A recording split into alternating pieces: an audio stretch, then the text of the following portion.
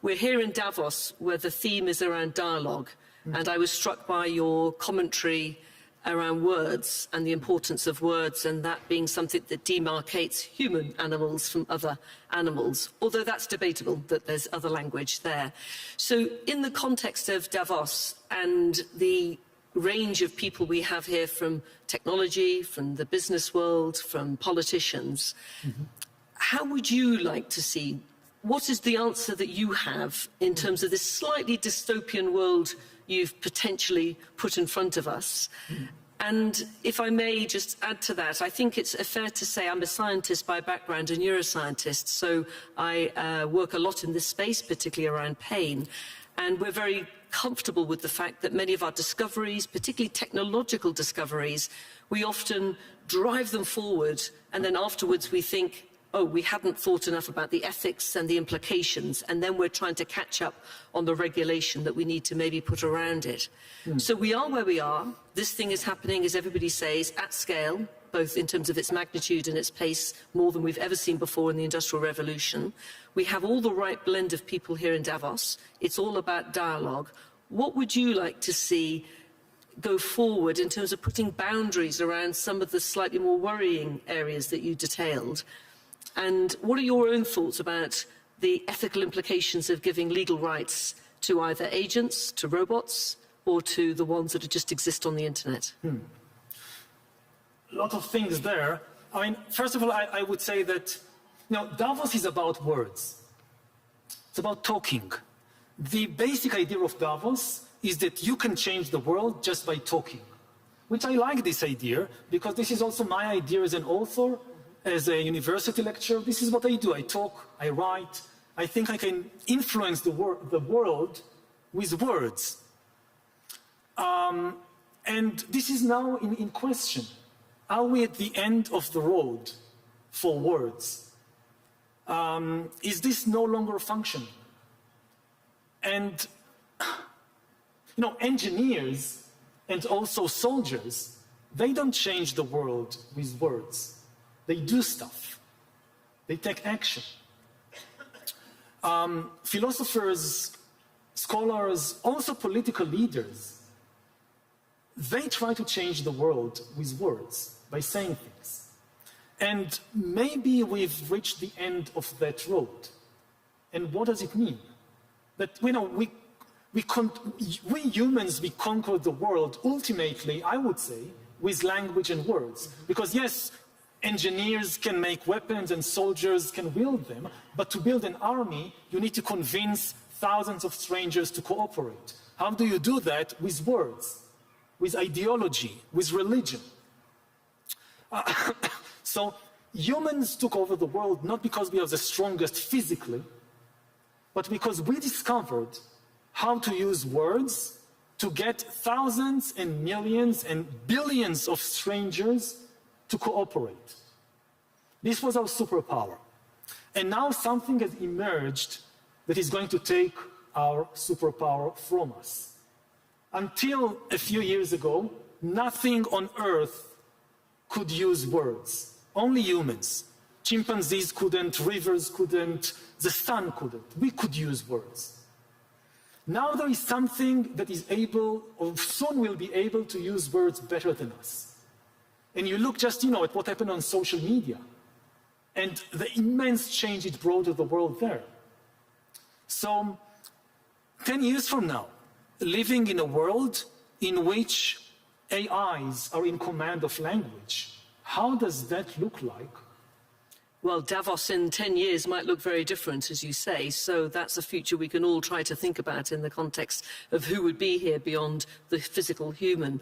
But if I may just discuss a little bit around the fact that it's not new for humans to be beaten by technology. So if we think about some of the we can't fly, and we built aeroplanes. Cars can go faster than us. We're very comfortable with that. The threat that comes with AI is the fact that it's a threat to the sovereign power of our ability to think. And that is destabilizing. I say that as an academic and an educator. That's something that is very threatening. But if we go back to, say, a robot, the value we would place on a robot being able to run the 100 meters faster than Usain Bolt is less. There's something about the human endeavour, the struggle, the suffering, the fact that we can have a collective sense of empathy and understanding about what it meant to achieve something, even if it was lesser with technology.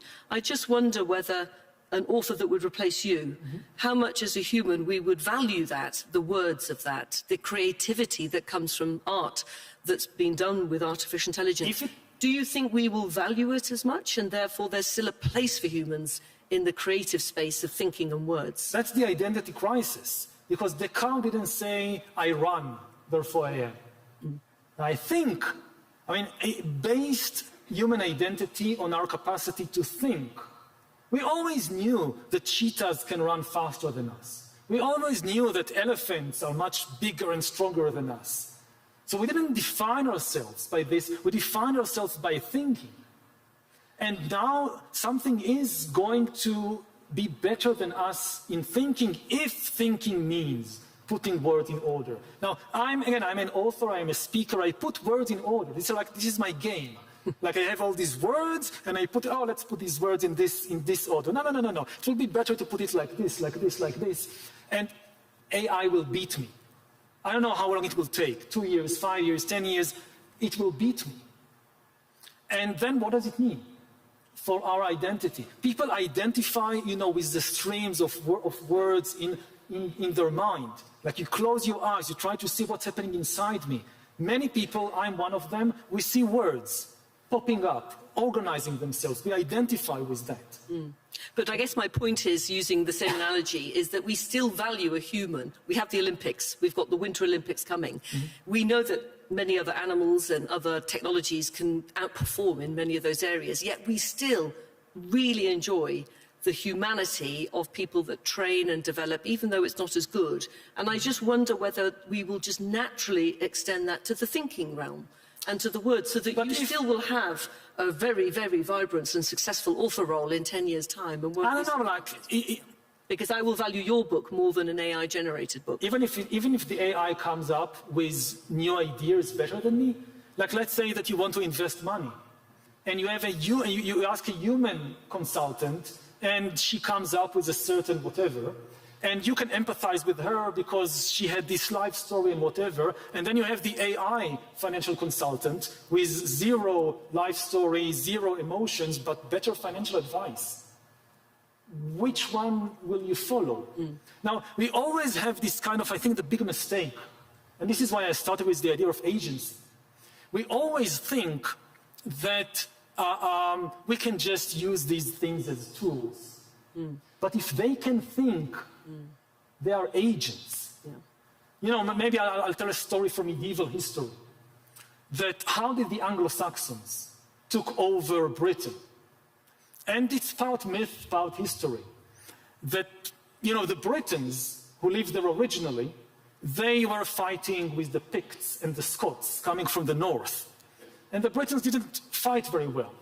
So the king of the Britons, Vortigern, he said, I have an idea. I've heard that in Germany and Scandinavia, these people really know how to fight. So let's bring over some mercenary, some Anglo-Saxon mercenary. They will fight for us. They will defeat the Picts and the Scots. And Vortigern brings over Anglo-Saxon mercenaries, and they fight well, and they defeat the Scots and the Picts. But then the Anglo-Saxons say to themselves, this is a rich country. And these people, they are very weak. And these people, they are disunited. We can take over. And they take over. We understand this with human mercenaries. We understand that when you bring a human mercenary, okay, you pay them, but they have a mind of their own, maybe they rebel. We don't get it with AIs. You look at the leader of the world, they think, I'll bring AI to fight my war for me. The idea that it can just take power away from you, it doesn't really cross their minds. They don't really accept that AIs can think. And that is very fundamentally different. So just to reverse that, you're an alum of my institution, and we're proud of that, although you're working at the other place now in Cambridge. So the challenge, I think, for the education sector, and it goes back to a reverse flip of what Alan Turing said, which was whether a computer could think, the sort of birthplace of artificial intelligence, if you will. So I think the question we've been posing inside the academic sector is, how do we keep humans thinking? Because if we keep abdicating our decision-making, our financial decisions, or whatever it might be, increasingly to AI, the worry we have quite quickly, and we're seeing this with students coming to us through the school system, very overusing ChatGPT, is the de-skilling of critical faculties of human brain thinking. So what's your advice to me in the academic sector about how can we hang in there as humans and keep humans thinking so that we at least have some capacity to live alongside these technologies, which, as you say, bring us into a very different place going forward in terms of world order? You know, at the present moment, we still think better. So at the present moment, it's kind of telling people, you need your critical thinking, you need moral evaluations, you cannot get that from AI. But we need to prepare to the moment when this is no longer the case. We need to prepare for the moment, let's say again, take economics or finance. When AIs create a new financial system that they understand and we don't understand.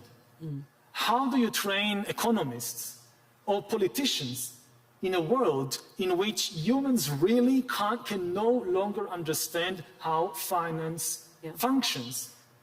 Because AIs have created this super complex financial system that we are like the horses, you know, that horses can see that they are being traded from one human to another for a few shiny gold coins. They can't understand this idea of money, too complicated. We can be in the same situation 10 years from now, Davos 10 years from now. Maybe nobody in the room, no human in the room, understands the financial system anymore because it's dominated by AIs, and the AIs have come up with new financial strategies and devices that are just mathematically beyond the human capacity of the brain. So how does politics and finance and Davos look like in a world when no human beings understands finance anymore? Yeah, no, well, that's a beautiful note to finish on. We've run out of time. There are many more questions that we could explore, one of which just being the major difference that we know about artificial intelligence compared to human intelligence is, of course, the human brain develops from birth to adulthood around age 20. And it is a product of your life experience as a sentient human being, feeling, loving, anger, these emotions. And whilst one can improvise a little bit with sensory detectors, and you can train the brain to do that. That is fundamentally different. So the artificial brain is not a human brain. It is not human. And there is maybe something that is still of value there that goes back to that core business of this sentient human being that brings value to our understanding. And maybe one last comment. Please.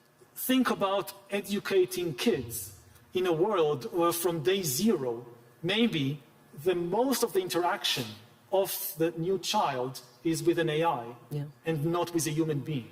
It's the biggest and scariest psychological experiment in history, and we are conducting it. Indeed, we are.